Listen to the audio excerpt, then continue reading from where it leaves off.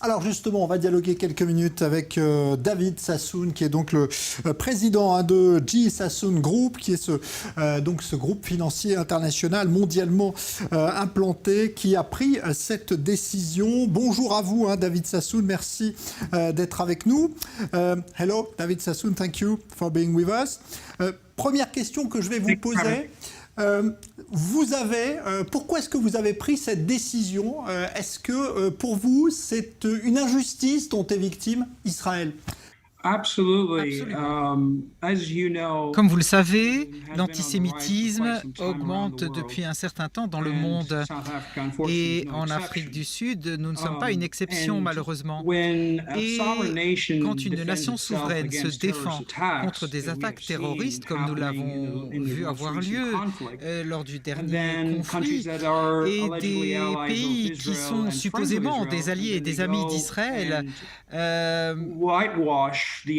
commence à blanchir les activités du Hamas, du Hezbollah, qui sont des groupes terroristes, etc., et qui essaient de se baser sur des arguments moraux. Je trouve ça répugnant, hypocrite, et pour tout gouvernement ou tout pays, c'est simplement injuste, ça n'est pas correct.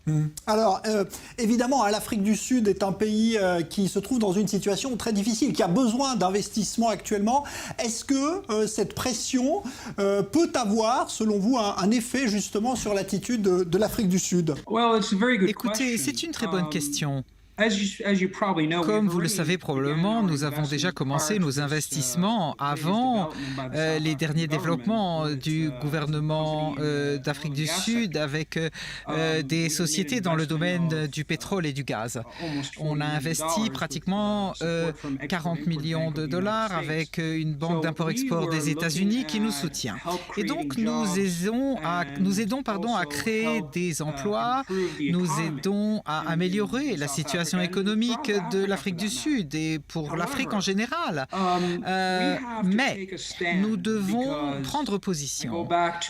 Si je reviens à ce que dit le Talmud avec le grand Hillel, si je ne fais pas les choses pour moi, qui suis-je? Et si je ne m'occupe que de moi, qui suis-je aussi? Et donc, nous devons prendre position, nous devons combattre toute forme d'antisémitisme de toutes les manières possibles. Si vous me posez la question, j'aimerais améliorer les choses, bien sûr, entre Israël et l'Afrique du Sud. Et si je pouvais le faire, mais en tant que juif, j'ai une obligation, j'ai une responsabilité, défendre mon peuple, défendre la terre de mes ancêtres. Et l'Afrique du Sud doit aussi prendre une décision. Le président d'Afrique du Sud doit décider. Est-ce qu'il veut être du côté de l'histoire où il défend la démocratie, où il défend la sécurité des nations souveraines alliées? Est-ce qu'il va combattre le terrorisme? Ou bien est-ce qu'il choisit de jouer le rôle double pour soutenir les gens qui distordent la réalité et les faits dans le monde? Nous avons vu les infox, les fausses déclarations faites par les gens contre Israël. Et tout ce que cela fait, cela ne fait que poursuivre ce cycle de violence. Selon le gouvernement, dans les derniers sondages, la montée de l'antisémitisme au Royaume-Uni a grandi de 571%. Selon le ministère de la Diaspora, aux États-Unis, on a eu une augmentation de 75%. Et des conversations que j'ai eues récemment avec des membres des communautés juives, en particulier en Afrique du Sud, où une personne m'a dit qu'ils étaient un groupe de pro-palestiniens et pro-palestiniens qui cernaient une école en criant Allahu Akbar et mort à Israël, et que donc les parents sentaient leurs enfants en situation d'insécurité. Et si nous ne disons pas que cela est inacceptable, alors qu'on parle de Black Lives Matter, de toute discrimination dans le monde, si nous ne parlons pas de ça, nous sommes simplement hypocrites. David Sassoon, on sait que votre groupe a investi dans le monde entier. Est-ce que vous avez constater que ce qui se passe en Afrique du Sud se passe aussi ailleurs, ou est-ce que c'est vraiment spécifique à ce pays? Non, ce n'est pas spécifique à l'Afrique du Sud.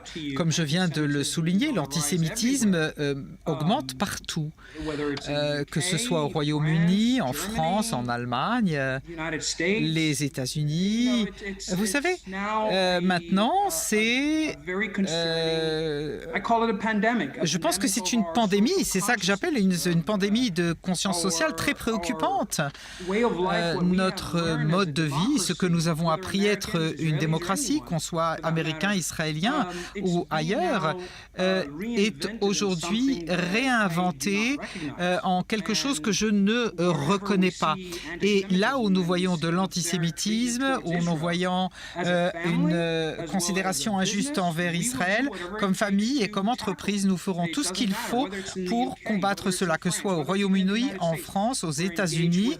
Nous sommes engagés auprès d'autres groupes, y compris certains groupes juifs, dans des groupes évangéliques juifs et chrétiens qui soutiennent Israël sous diverses formes, par l'éducation, la communication, même dans des groupes de bienfaisance pour combattre ce problème et pour essayer de ramener l'équilibre.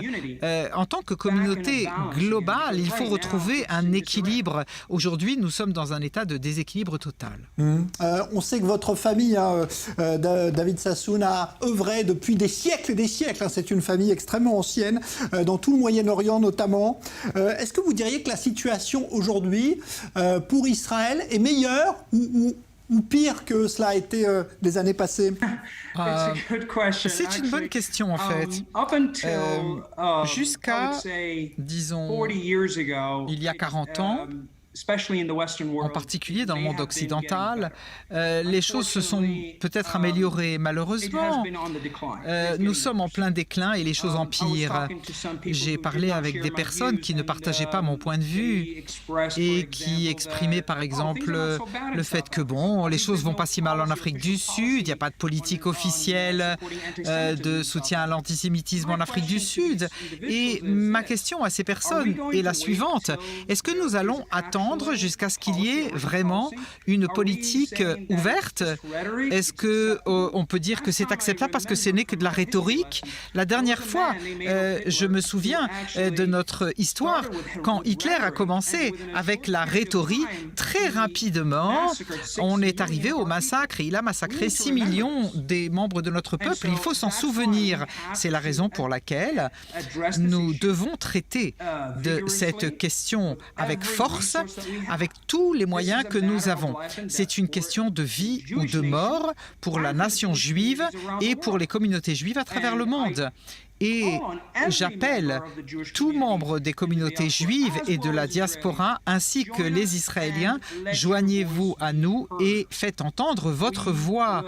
Nous ne pourrons jamais, jamais, jamais accepter d'être de nouveau du bétail qui va à l'abattoir sans réagir. Dieu merci, je n'ai pas vécu la période de l'Holocauste, mais j'ai entendu les histoires de familles qui ont vécu cela, de France, des familles, des membres de ma famille qui ont épousé des familles détruites, etc., des membres de familles. Donc on a lu l'histoire, on a lu les livres à ce propos et nous ne pouvons pas permettre que cela arrive. Et pour l'instant, les choses empirent et nous le voyons avec des manifestations violentes antisémitisme. Regardez New York, Los Angeles, des gens qui dînent tranquillement et qui sont attaqués, ou un jeune homme en vélo à New York qui est attaqué et frappé. Comment est-ce que c'est acceptable? Où que ce soit. Donc je dis oui.